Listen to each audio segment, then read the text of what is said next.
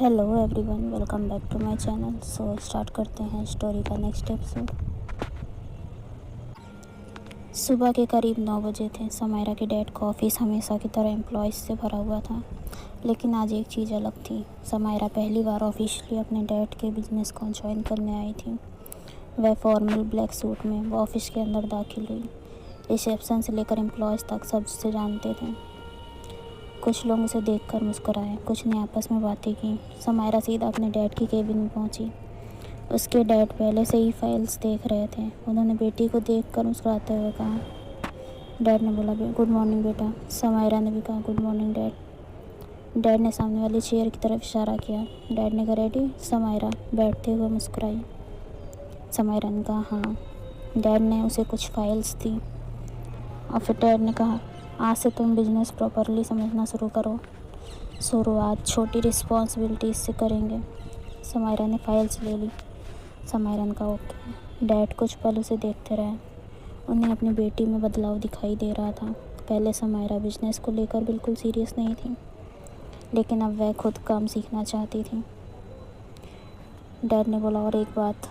समायरा ने उसकी तरफ देखा। डैड ने कहा, काम में खुद को इतना मत डुबो देना कि अपनी ज़िंदगी भूल जाओ। समायरा हल्का सा मुस्कुराई। समायरा ने कहा, मैं कोशिश करूँगी। लेकिन उसके मन में अभी भी एक नाम था, आरोही। ऑफिस में काम करते हुए समायरा का ध्यान कभी कभी भटक जाता। एक फाइल पढ़ते पढ़ते उसे आरोही की याद आ गई। उसने सिर झटक कर खुद के काम पर फोकस करने की कोशिश की। समायरा ने कहा, फोकस समायरा। वह लैपटॉप पर काम करने लगी। कुछ देर बाद तन्वी का कॉल आया। तन्वी ने बोला, मैडम बिजनेस वूमेन बन गई हैं। समायरा हल्का सा हंसी। समायरा ने कहा, हाँ। तन्वी ने कहा, और आरोही? समायरा की मुस्कान गायब हो गई। समायरा ने कहा, अभी तक नहीं मिली। तन्वी ने कहा, मिलेगी, लेकिन शायद टाइम लगेगा। समायरा ने कहा, मैं इंतज़ार करूँगी। तन्वी कुछ पल चुप रही। फिर तन्वी ने बोला, इस बार सच में बदल गई है तू।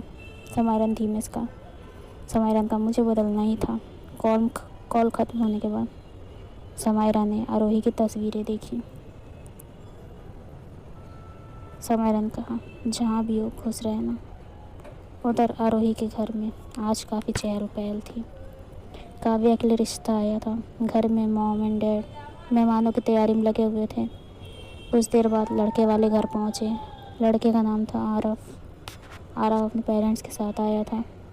वह शांत स्वभाव का और समझदार लड़का था। काव्या को पहली नज़र से ही उसका व्यवहार अच्छा लगने लगा। दोनों फैमिलीज़ के बीच बातचीत शुरू हो गई। मॉम ने काव्या को चाय लेकर आने के लिए कहा। काव्या चाय लेकर आई। आरव ने उसे देखकर हल्की मुस्कान दी। आरव ने कहा, थैंक यू। काव्या ने कहा, वेलकम। कुछ देर बाद दोनों को आपस में बात करने का मौका दिया गया। बालकनी में दोनों आमने सामने बैठे थे।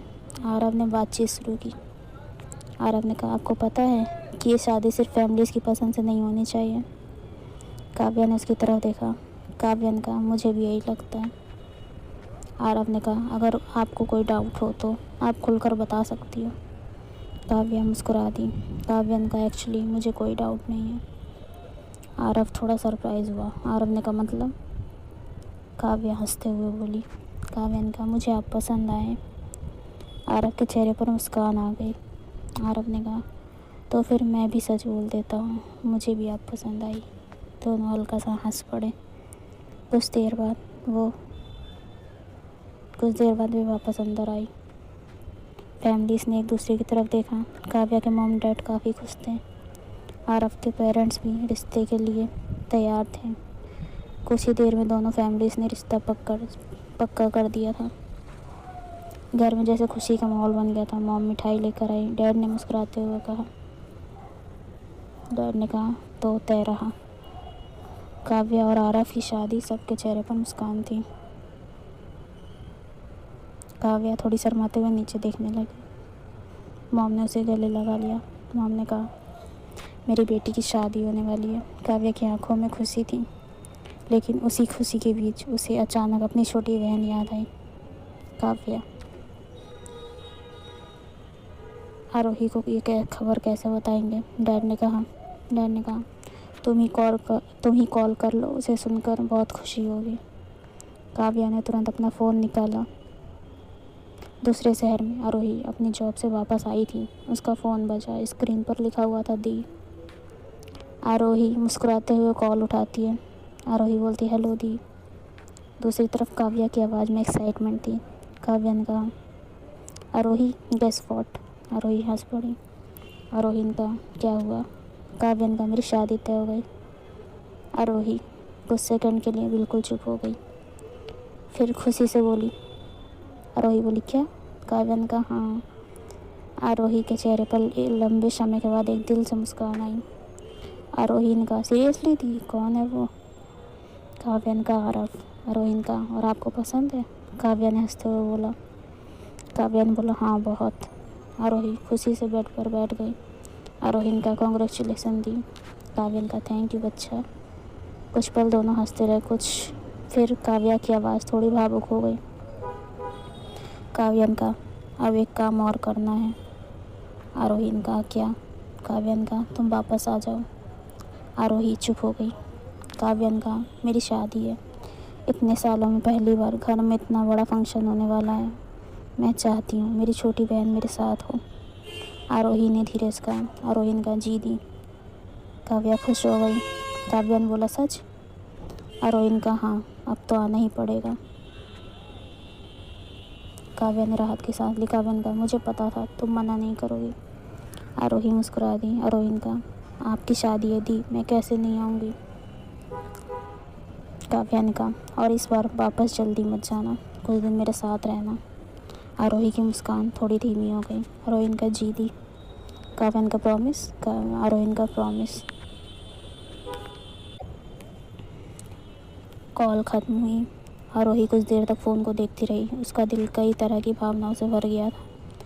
एक तरफ उसकी बहन की शादी की खुशी थी, दूसरी तरफ उसी शहर से लौटने का डर, जहाँ उसके अतीत की कुछ सबसे पेनफुल यादें थीं। लेकिन उसने खुद से कहा, आरोही ने कहा, मैं अब पहले जैसी नहीं हूँ। उसने अपने सूटकेस निकाला। ऐसे ही टाइम बीतता गया। अगले कुछ दिनों में आरोही ने अपने सारे काम व्यवस्थित करने शुरू कर दिए हैं। क्लासेस, कॉलेज की क्लासेस मैनेज की, जॉब में छुट्टी की बात की, अपने कमरे की चीज़ें पैक करने लगी। उसे वापस अपने घर जाना था। इस बार वह भाग कर नहीं जा रही थी, वह अपनी बहन की खुशी में शामिल होने जा रही थी। लेकिन उसके दिल के किसी कोने में एक डर अब भी मौजूद था। अगर समायरा सामने आ गई तो। उसने तुरंत उस विचार को रोक दिया। आरोही ने कहा, नहीं, मैं उसके बारे में नहीं सोचूंगी। उसने सूटकेस बंद कर दिया। उसी समय समायरा ऑफिस में एक इम्पोर्टेंट मीटिंग में थी। वह प्रेजेंटेशन दे रही थी। उसके डैड घर से उसे देख रहे थे। मीटिंग ख़त्म हुई। डैड ने कहा, गुड जॉब बेटा। समायरा मुस्कुराई। समायरा ने कहा, थैंक यू डैड।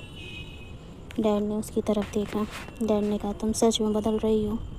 समायरा ने हल्की मुस्कान दी। समायरा ने कहा, शायद मुझे बदलना ज़रूरी था। उसी वक्त उसके फ़ोन पर नोटिफिकेशन आया। एक अननोन नंबर से कुछ इन्फॉर्मेशन आई थी। समायरा ने उसे देखा, लेकिन वह आरोही के बारे में नहीं था। उसने फ़ोन बंद कर दिया। उसे नहीं पता था कि जिस लड़की को वो महीनों से ढूंढ रही थी, वह बहुत जल्द उसी शहर में वापस आने वाली थी। आरोही बस में बैठी शहर की तरफ जा रही थी। खिड़की के बाहर वही रास्ते थे जिनसे वह कभी दूर चली गई थी। इस बार उसके चेहरे पर डर था। डर कम था। उसने आंखें बंद की। उसे काव्या का चेहरा याद आया, उसकी आवाज़, मेरी शादी है, तुम मेरे साथ रहना। आरोही के चेहरे पर मुस्कान आ गई। आरोही ने कहा, दी के लिए सब ठीक रहेगा। बस धीरे धीरे शहर के करीब पहुंच रही थी। आरोही ने बाहर देखा। शहर की लाइट्स दिखाई देने लगी। उसका दिल थोड़ी तेज़ धड़कने लगा। उधर समायरा रात को अपने ऑफिस से निकल रही थी। वह कार में बैठी। कुछ सेकंड बाद उसने वही पुरानी तस्वीर फिर फ़ोन में देखी। आरोही की तस्वीर। उसने हल्की आवाज़ में कहा, समायरा ने कहा, काश तुम एक बार मेरे सामने आ जाओ। उसने फ़ोन बंद किया और कार स्टार्ट कर दी। उसे बिल्कुल अंदाज़ा नहीं था कि उसी रात आरोही अपने पुराने शहर की सीमा में प्रवेश कर चुकी थी। दोनों के रास्ते एक बार फिर एक ही शहर में आ चुके थे, लेकिन इस बार कहानी अलग थी। आरोही के दिल में समायरा के लिए सिर्फ दर्द और नफरत थी, और समायरा के दिल में आरोही के लिए प्यार के साथ गहरा पछतावा। उन दोनों की अगली मुलाकात शायद पहले जैसे नहीं होने वाली थी। कभी कभी हम जिस तरह से भागते हैं, ज़िंदगी हमें वहीं वापस ले जाती है, लेकिन इस बार हम वही इंसान नहीं होते। सो गाइस, आज के लिए इतना ही। If you like then like share and subscribe. Till then bye bye.